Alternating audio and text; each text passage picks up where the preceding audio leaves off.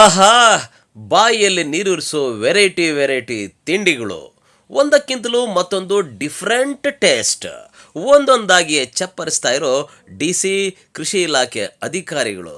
ಈ ದೃಶ್ಯಗಳು ಕಂಡುಬಂದಿದ್ದು ಚಿಕ್ಕಬಳ್ಳಾಪುರ ನಗರದ ಹೊರವಲಯದಲ್ಲಿರುವ ಜಂಟಿ ಕೃಷಿ ನಿರ್ದೇಶಕರ ಕಾರ್ಯಾಲಯದ ಕಚೇರಿಯಲ್ಲಿ. ಇಷ್ಟಕ್ಕೂ ಇವರೆಲ್ಲ ಇಲ್ಲಿ ಸೇರಿ ಈ ತರ ತಿಂಡಿಗಳನ್ನ ಟೇಸ್ಟ್ ಮಾಡೋಕೆ ಕಾರಣ ಆಗಿದ್ದಾದ್ರು ಏನು ಅಂದ್ರೆ, ಇವತ್ತು ಅಂತಾರಾಷ್ಟ್ರೀಯ ಮಟ್ಟದ ಸಿರಿಧಾನ್ಯ ಮೇಳ ಮತ್ತು ಸಾವಯವ ಮೇಳ 2024-25ನೇ ಸಾಲಿನ ಜಿಲ್ಲಾ ಮತ್ತು ರಾಜ್ಯ ಮಟ್ಟದ ಸಿರಿಧಾನ್ಯ ಸಿರಿಪಾಕ ಸ್ಪರ್ಧೆಯನ್ನ ಚಿಕ್ಕಬಳ್ಳಾಪುರದಲ್ಲಿ ಏರ್ಪಡಿಸಲಾಗಿತ್ತು. ಈ ಸ್ಪರ್ಧೆಯಲ್ಲಿ ಜಿಲ್ಲೆಯ ಎಲ್ಲ ತಾಲೂಕುಗಳಿಂದ ಮಹಿಳೆಯರು ಭಾಗವಹಿಸಿದ್ರು. ಸಿರಿಧಾನ್ಯಗಳಾದ ರಾಗಿ, ನವಣೆ, ಸಜ್ಜೆ, ಸಾಮೆ, ಕೊರಲು, ಹಾರಕ ಇತ್ಯಾದಿ ಸಿರಿಧಾನ್ಯಗಳಿಂದ ತಯಾರು ಮಾಡಿರುವಂತಹ ರುಚಿ ಖಾದ್ಯಗಳು ಮನಸೂರೆಗೊಂಡಿದ್ವು. ಇತ್ತೀಚಿನ ದಿನಗಳಲ್ಲಿ ಪಿಜ್ಜಾ, ಬರ್ಗರು, ಬ್ರೆಡ್ಡು, ಜಾಮು ಅನ್ನೋದು ಜೀವನದ ಭಾಗ ಆಗಿದೆ.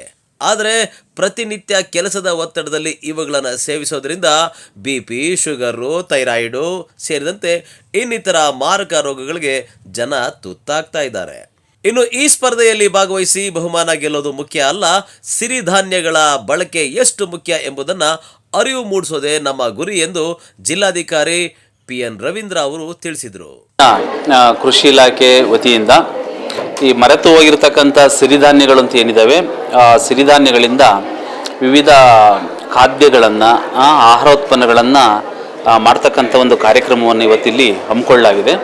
ನಮ್ಮ ಜಿಲ್ಲೆಯ ಎಲ್ಲ ತಾಲೂಕುಗಳಿಂದಲೂ ಕೂಡ, ಗ್ರಾಮಗಳಿಂದಲೂ ಕೂಡ ಮಹಿಳೆಯರು ಬಂದಿದ್ದಾರೆ.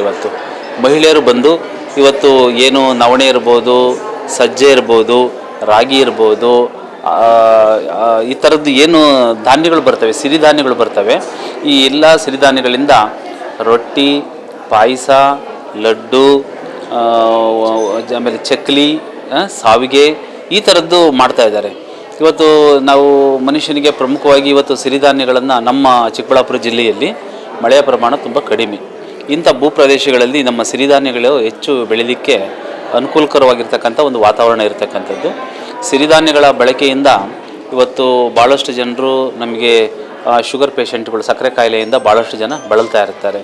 ಅವರಿಗೆ ಪರ್ಯಾಯವಾಗಿರ್ತಕ್ಕಂಥ ಯಾವುದಾದ್ರೂ ಒಂದು ಆಹಾರ ಧಾನ್ಯ ಇದೆಯಪ್ಪ ಅಂದರೆ ಅದು ರಾಗಿ, ಪ್ರಮುಖವಾದಂಥ ಒಂದು ಸಿರಿಧಾನ್ಯ. ರಾಗಿ ತಿಂದವನು ನಿರೋಗಿ ಅಂತೇಳಿ ಒಂದು ಮಾತಿದೆ. ಸೊ ಹಾಗಾಗಿ ಈ ರಾಗಿಯಿಂದ ಮತ್ತು ವಿವಿಧ ಸಿರಿಧಾನ್ಯಗಳಿಂದ ಮಾಡಿರ್ತಕ್ಕಂಥ ಹಲವಾರು ಆಹಾರ ಉತ್ಪನ್ನಗಳನ್ನು ಇಲ್ಲಿ ಪ್ರದರ್ಶನಕ್ಕಿಟ್ಟಿದ್ದಾರೆ. ಇದನ್ನು ಸಾಕಷ್ಟು ಜನರು ನೋಡೋದ್ರಿಂದ ಮತ್ತು ಇದನ್ನು ಬಳಕೆ ಮಾಡೋದ್ರಿಂದ ನಮ್ಮ ಆರೋಗ್ಯವನ್ನು ಕೂಡ ನಾವು ಸುಧಾರಿಸ್ಕೊಳ್ಳೋಕ್ಕೆ ಅನುಕೂಲ ಆಗಿದೆ. ಈಗ ಮಾರ್ನಿಂಗ್ ಟೈಮು ಕಾಫಿ ಟೀ ಬದಲಾಗಿ ನಾವು ರಾಗಿ ಅಂಬ್ಲಿಯನ್ನು ಕುಡಿಬೋದು, ಆಮೇಲೆ ರಾಗಿ ಮಜ್ಜಿಗೆಯನ್ನು ಮಾಡಿಕೊಂಡು ಕುಡಿಬೋದು, ಹಾಗೆ ರಾಗಿ ಪಾಯಸ ತಿನ್ಬೋದು, ರಾಗಿ ಚಕ್ಲಿ ತಿನ್ಬೋದು. ಈ ರೀತಿ ಬೇರೆ ಬೇರೆ ಆಹಾರ ಉತ್ಪನ್ನಗಳೆಲ್ಲ ಇರ್ತಕ್ಕಂಥದ್ದನ್ನು ನಾವು ಕಾಣ್ತಾ ಇದ್ದೀವಿ. ಇದರಿಂದ ದೇಹದ ಸಕ್ಕರೆಯ ಒಂದು ನಿಯಂತ್ರಣ ಮಾಡಲಿಕ್ಕೂ ಕೂಡ ಸಾಧ್ಯ ಆಗುತ್ತೆ. ದೀರ್ಘಕಾಲದ ಒಂದು ಆರೋಗ್ಯವನ್ನು ಕಾಪಾಡಿಕೊಳ್ತಕ್ಕಂಥ ನಿಟ್ಟಿನಲ್ಲಿ ಸಿರಿಧಾನ್ಯಗಳು ನಮಗೆ ತುಂಬ ಸಹಕಾರಿಯಾಗಿದ್ದಾವೆ. ಇನ್ನು ಇಂದಿನ ಪೀಳಿಗೆಗೆ ಸಿರಿಧಾನ್ಯಗಳ ಮಹತ್ವ ತಿಳಿಸೋ ಉದ್ದೇಶದಿಂದ ಸಿರಿಧಾನ್ಯ ಖಾದ್ಯಗಳ ಪಾಕ ಸ್ಪರ್ಧೆಯಲ್ಲಿ 106 ಮಹಿಳೆಯರು ಭಾಗವಹಿಸಿ ತರಾವರಿ ತಿಂಡಿಗಳನ್ನು ಮಾಡಿಕೊಂಡು ಬಂದು ಪ್ರದರ್ಶನ ಮಾಡಿದರು. ಈ ವೇಳೆ ಮಹಿಳೆಯರು ತಂದಿದ್ದ ಅಷ್ಟೂ ತಿಂಡಿಗಳನ್ನು ಜಿಲ್ಲಾಧಿಕಾರಿ PN ರವೀಂದ್ರ ಅವರು ಸವಿದಿದ್ದು ಸ್ಪರ್ಧೆ ಮಾಡಿದಂತಹ ಮಹಿಳೆಯರಿಗೆ ಖುಷಿ ತಂದಿತ್ತು.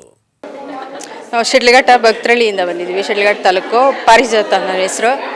ಇಲ್ಲಿ ಚಿಕ್ಕಬಳ್ಳಾಪುರದಲ್ಲಿ ಸಿರಿಧಾನ್ಯಗಳದ್ದು ಕಾಂಪಿಟೇಷನ್, ಅಡುಗೆ ಕಾಂಪಿಟೇಷನ್ ಇಟ್ಟಿದ್ರು.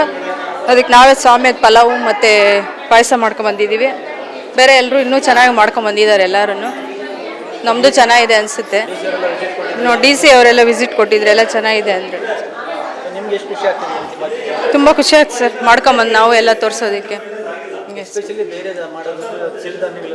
ಹೌದು, ಡಿಫ್ರೆಂಟಾಗೇ ಇರುತ್ತೆ. ಸ್ವಲ್ಪ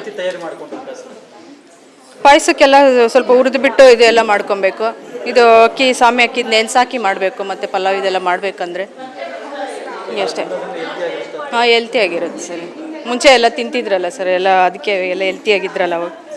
ಇವಾಗ ಅದನ್ನು ಹಂಗೆ ಎಲ್ಲ ಬಳಸಬೇಕು ಜಾಸ್ತಿ ಅಂತ ಎಲ್ಲ ಇವಾಗ ಮತ್ತೆ ಎಲ್ಲ ಕಾಂಪಿಟೇಷನ್ ಇದೆಲ್ಲ ಮಾಡ್ತಾರೆ. ಒಟ್ಟಿನಲ್ಲಿ ಪಿಜ್ಜಾ, ಬರ್ಗರು, ಬ್ರೆಡ್ಡು, ಜಾಮು ಈ ಥರ ಬೇರೆ ಬೇರೆ ರೀತಿಯ ಆಹಾರಗಳಿಗೆ ಜೋತು ಬಿದ್ದು ರೋಗ ರುಜಿನಗಳಿಗೆ ತುತ್ತಾಗೋ ಬದಲು ಕಡಿಮೆ ಖರ್ಚು ಅಧಿಕ ಪೌಷ್ಟಿಕ ಆಹಾರವಾಗಿರುವಂಥ ಸಿರಿಧಾನ್ಯಗಳಿಂದ ತಯಾರಿಸಿದ ತಿಂಡಿ ತಿನಿಸುಗಳ ಸೇವನೆ ರೋಗಗಳಿಗೆ ಮುಕ್ತಿಗೆ ದಾರಿ ಎಂಬಂತಾಗಿದೆ.